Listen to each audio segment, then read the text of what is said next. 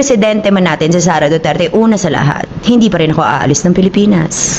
Magtutuos kami araw-araw for 6 years. Pangalawa, kung ipapapatay man niya ako, alam na niya na hindi pwedeng don't hit me in my face. I want to be beautiful when I am laid to rest. Pangatlo,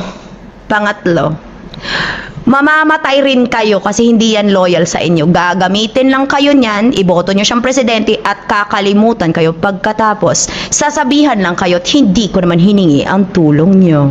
Yun, okay.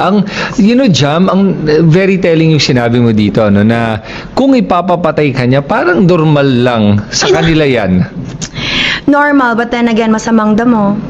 Okay. Pero yun na nga, so ang sinasabi mo nga, ang Tatak Duterte ay pagiging mamamatay tao. Hindi niya kaya.